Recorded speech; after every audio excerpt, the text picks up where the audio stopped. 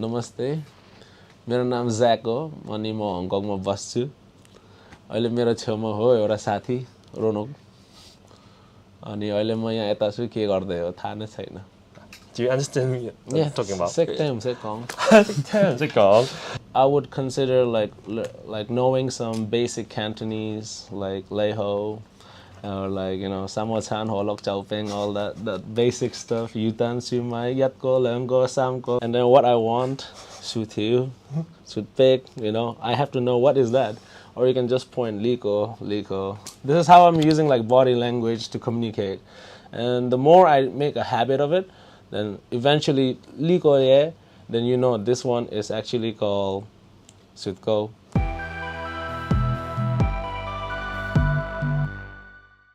Hello, this is Ronofuk。大家好，我係霍朗齊 Rono。今集嘅嘉賓，我請嚟咧一位尼泊爾嘅朋友仔。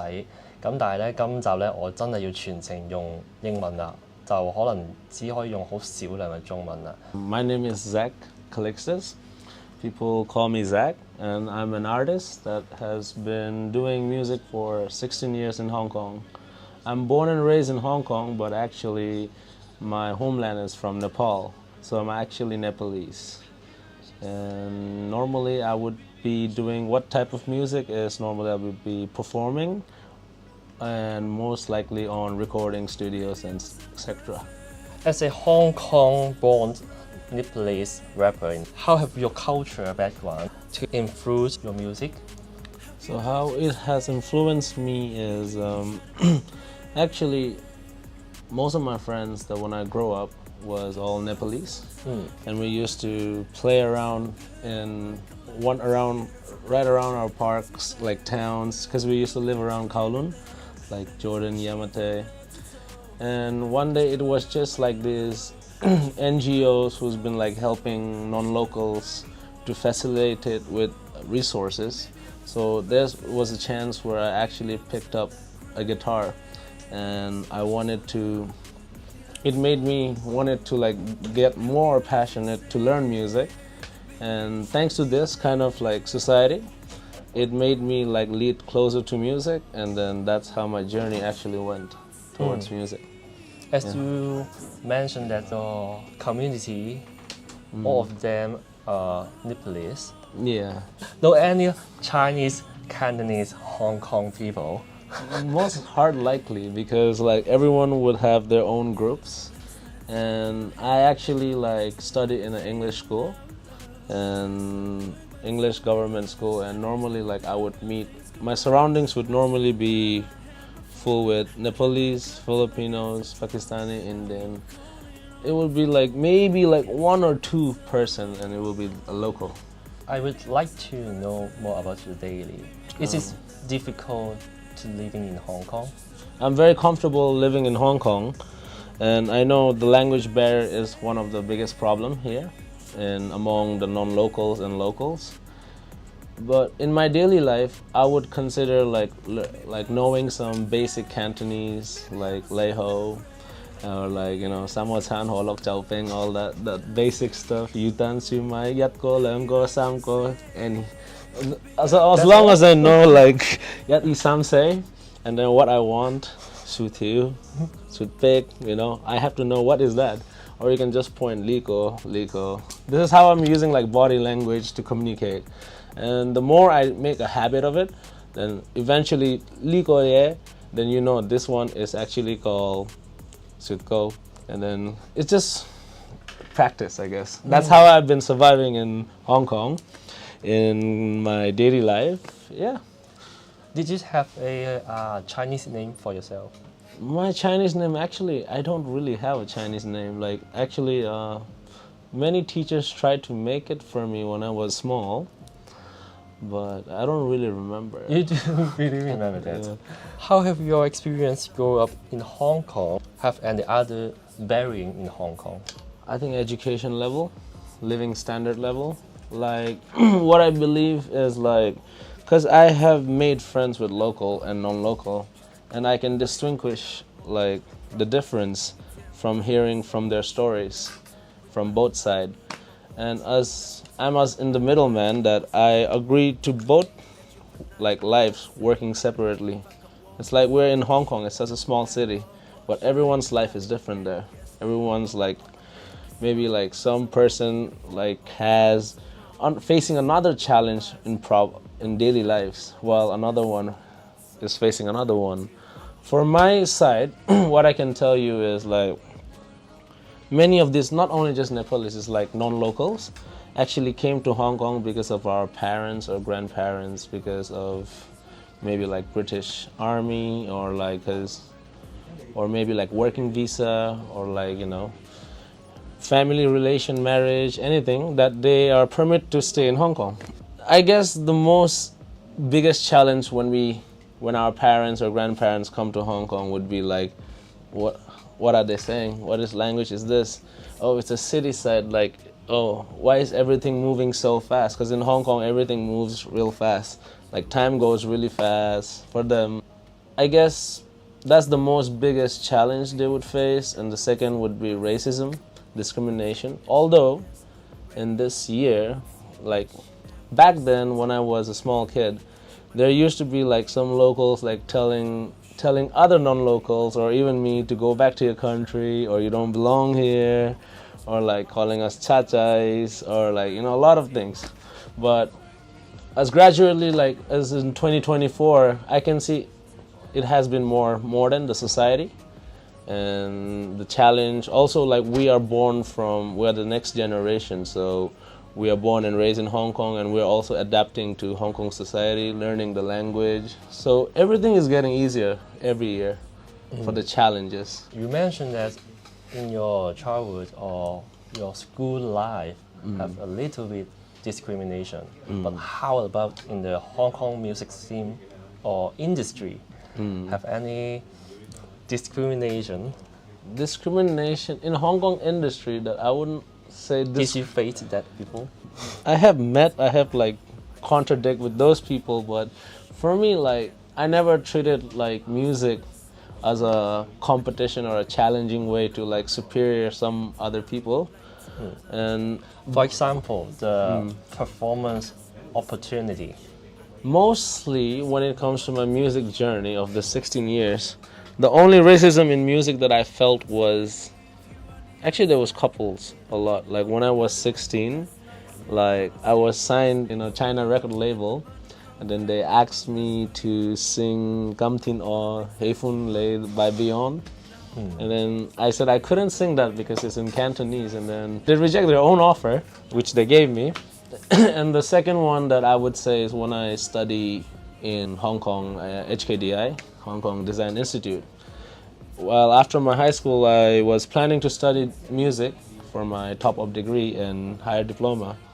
And then it was mentioned that it was going to be taught in English, which apparently it wasn't taught in English. It was taught in all-Cantonese, and it was very hard for me to catch up with the classes and stuff. But fortunately, I graduated and I passed. As I remember, you sent me back the questionnaire. You can play guitar and some instrument. Yeah. Why you didn't to play with a band and you chose to be a independent rapper? Oh, actually, I'm not just a rapper.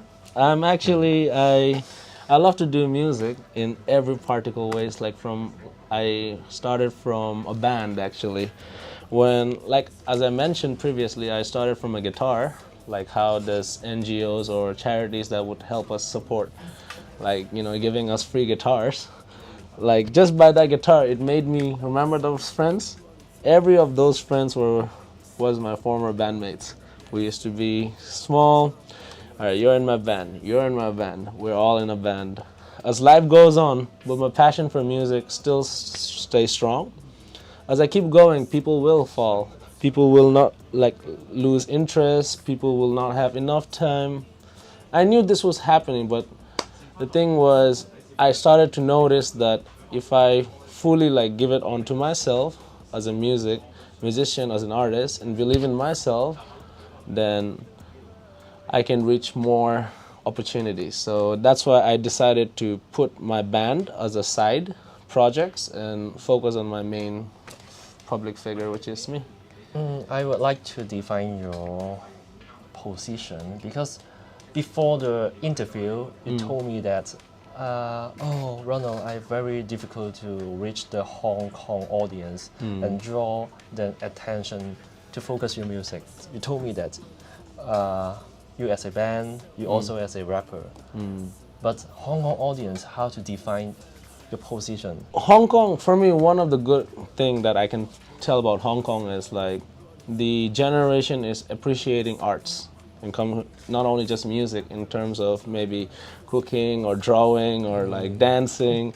There's a lot of teens or like youngsters who are approaching this art and making it as a community, and this is what I really like. But when it comes to me, when it does doing music, when I remember when I was 10, there was not many people appreciating any kind of arts. Hong Kong was only just focused on money, work, family, you know. Mind's always running, never sleeps, and that is the time where it was not just the locals who discriminate me first, it was the non-locals who discriminate me first. Because the thing was, why are you doing music? Are you gonna get paid doing music? Is this long term? Have you even thought about the family? Like these kind of things like kind of haunts you, like when you're especially like 10 years old. Like there was no support of like people saying go do music or like it's something new. Like nowadays people appreciate something new. They'll be like, go for it, I'll support you.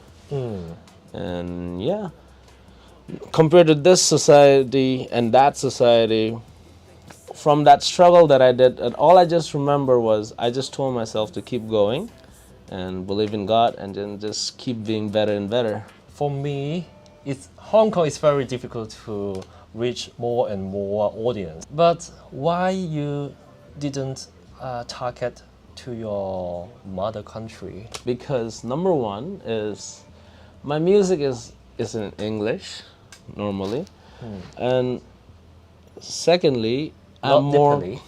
not Nepalese. It's all in English. Why not Nepalese? I just want English because so people could understand, like every viewers could understand, because I'm more influenced with the Western music. So even though when I grew up with, and then when I meet different people when I grew up in my music journey, I also not only meet Nepalese, I meet different type of people, different race, different countries. And English just became a comfortable language for me. So when I communicate with anyone in music, imagine you, we're all communicating in English eventually. And that's why I prefer English. And then when people expect from a song from me, then I would also like post it in English.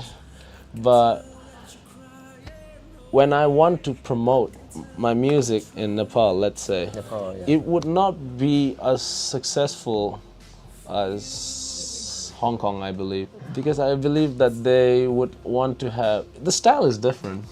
Let's say the population is more than Hong Kong.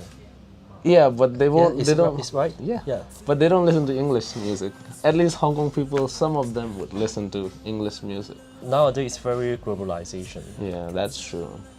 The Nepalese didn't listen English song. Not really, because there are better Nepali singers. Like the culture is very different. Because I actually tried of doing it, but the thing is, you need to make, just like in Hong Kong, you need to make one sad composition of heartbroken song and then sing in Cantonese is gonna be a hit. Because it relates in Hong Kong. We're living in a busy life, and then the emotion that catches in Hong Kong is heartbreak. Nepal, everywhere is like, okay, it's getting modern, but mostly it's all about that, you know, struggling life, right? So they like something like, how do you say, like acoustic, soothing, like just relaxing type, like a music healing type of music. They don't like too much of that, like drum sounds or anything. So every country, I believe, like it depends on the environment, and then if you could catch a person's feeling just because it relates, then that's how you catch the audience. You said that before, Nepal is already be a very modern city. It's a modern city, but like I said, like if you could list me in Hong Kong, like if I say, what do you think living in Hong Kong as a daily life is? Right? So in Nepal, it's have their own. Yes, you listen to Drake, right? we listen to Drake, we listen to Justin Bieber, but deep inside our heart, do we really listen to them, or we have our own selection? I would like to know more Nepalese culture. Who is your favorite Nepalese artist? It's actually a folk singer. His name is Bipul Chetri. And actually, I think he's #1 right now in Nepal. And he's a folk singer.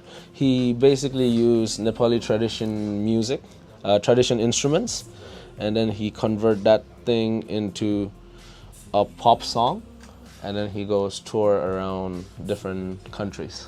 And this is pretty good. Do you or your family member follow the caste system? Caste system, actually we don't, because my caste is, I'm actually mixed.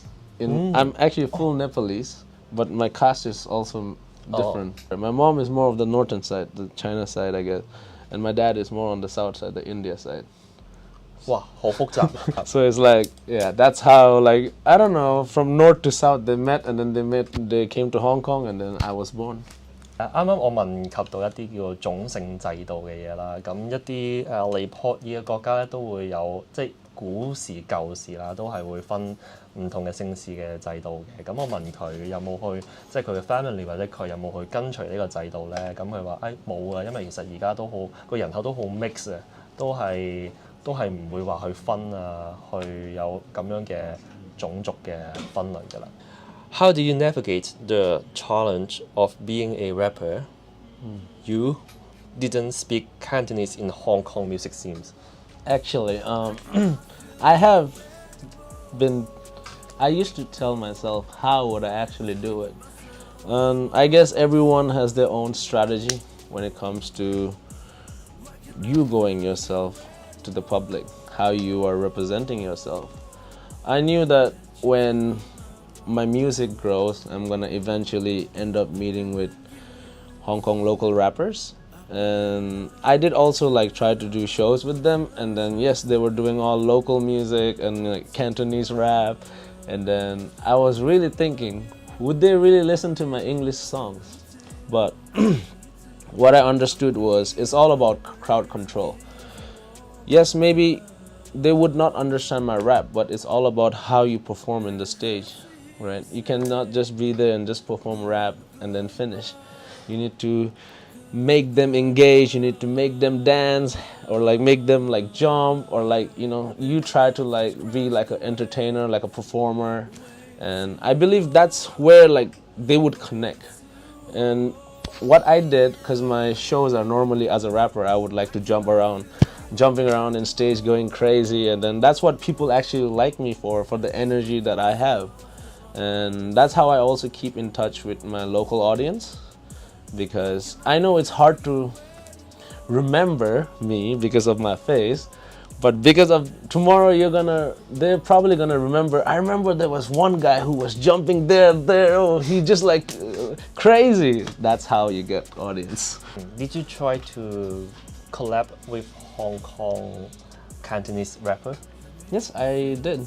Just like I normally put rappers who are living in Hong Kong from different races, and I would like to pick, each year I would like to pick like 5 to 6, and it's like I'm trying to do like a content for my YouTube that every year there's like new rising rappers are coming, and then these people are coming through my studio, and then they're like really young, like 18, 19, they're like fresh off graduates, and I just wanted to like show them the next step of like how to engage your talent, how to make it into digital media, because nowadays connection is the one that can socializing connection. It's all through the web, and it's way easier. But did you want to willing to create a song with Hong Kong Cantonese rapper? Yeah, sure, why not? I'm down with any. And how? How is depends on like, are we talking about signed rapper or like an indie rapper? Are we talking about or like MC Jin? If I want to collab with them, I want it to probably, it's gonna be a love song, #1, because I think Hong Kong people loves love song a lot, which is like a sad love song. How about Nepali language? Nepalese, I can. Did you create some Nepalese? Actually, yeah, I have create, but I just don't take it out. My English songs are way better. Could you introduce about yourself by Nepali language? Okay, namaste. मेरो नाम Zack हो अनि म हङकङमा बस्छु अहिले मेरो छेउमा हो एउटा साथी रोनोक अनि अहिले म यहाँ यता छु के गर्दै हो थाहा नै छैन Could you tell me about what is the trouble part when you produce the song with the singer or rapper? I guess the most challenging part will be when they tell me that they want to sound like this artist. Our job normally as a producer is, yes, trying to make sound good, but I don't think we can make you sound exactly like a singer because normally what I always advise to my clients, because I have my own studio, I make beats, I record artists, I also like teach music and stuff. What I always tell to my clients would be, whenever you step into the studio, it's not about you are a star. It's not about you are great. It's not about, oh, maybe I just give my shot. It's all about you coming there with your one tone and then how we can make the best out of this tone. I'm the fucking star. The trouble part for me is like they just want to sound like somebody they're not. So, but yeah, once they keep going to my section, then they will understood that they need to believe their own tone. You know, cannot like make your own like you have to like go with your own tone, and it sounds more clear. They will see the more effectiveness on it. As an independent rapper or musician, how did you define successful? In my way, success would be number one success I would give is being consistent. Like I never thought, like it just feels like yesterday, like I was 10 years old, but it has been, now I'm 26, and it has been like 16 years that I've been chasing this journey. And I also like learn a lot of things, and I never like said, okay, I learned the top, now I don't need to learn anything. I keep wanting for more, and then the more I know, I started to knowing more in depth of music, and in music, in depth is business.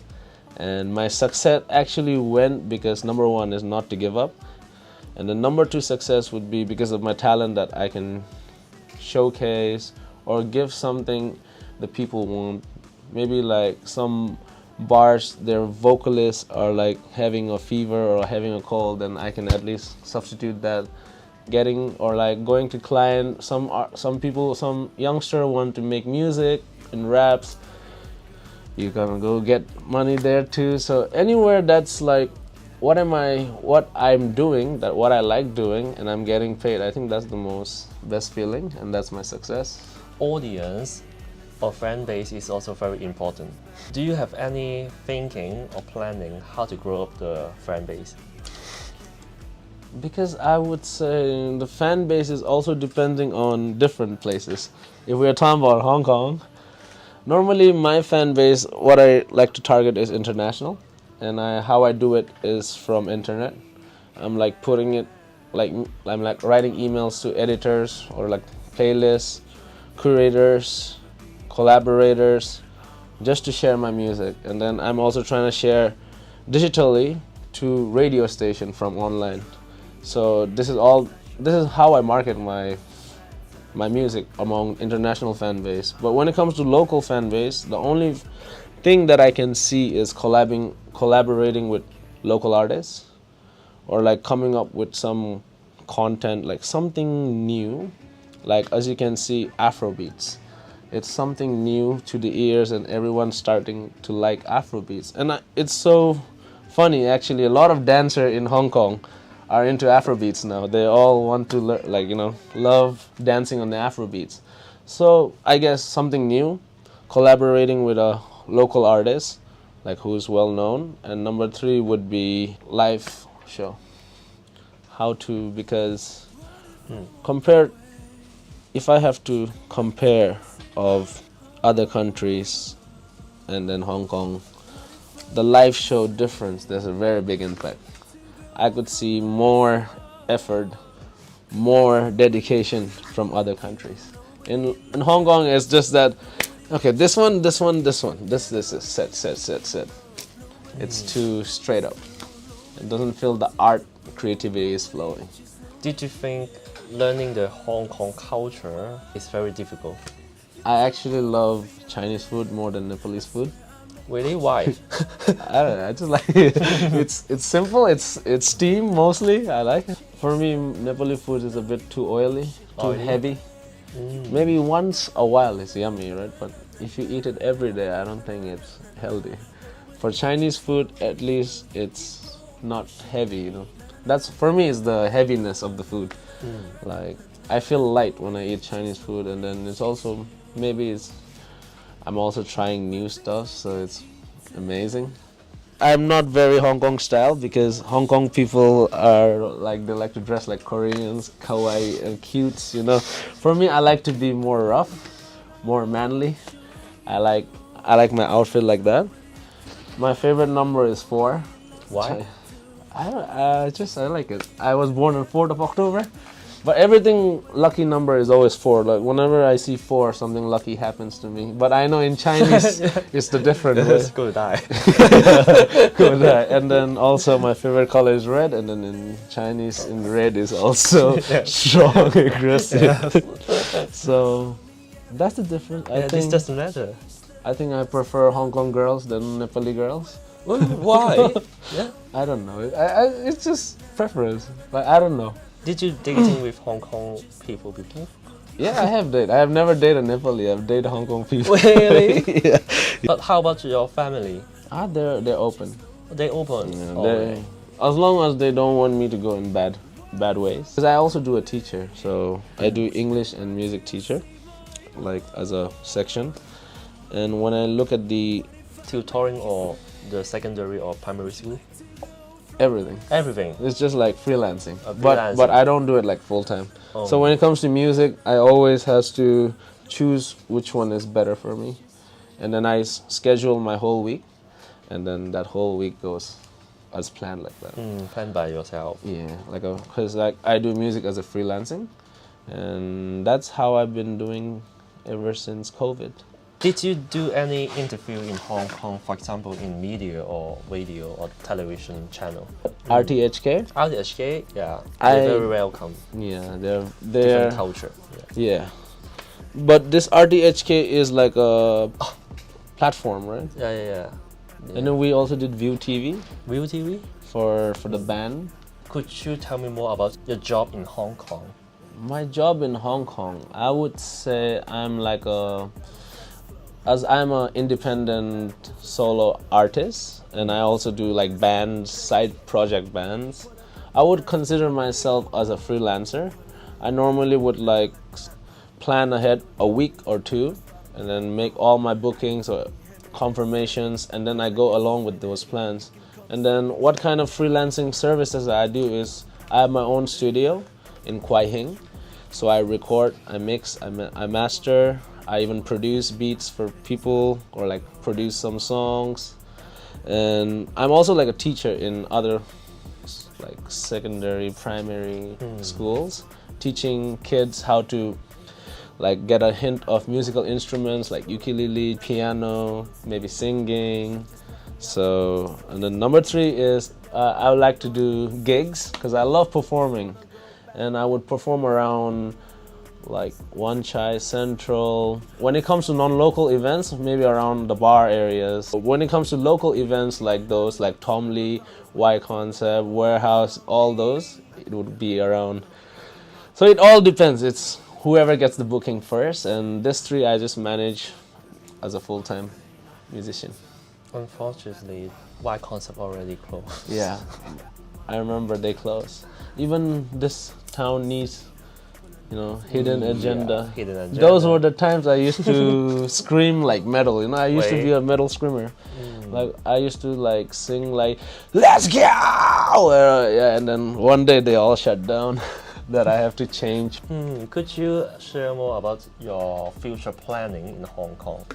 So as my music style is I grew up with rock and roll, then metal, then pop, then EDM, and then rap.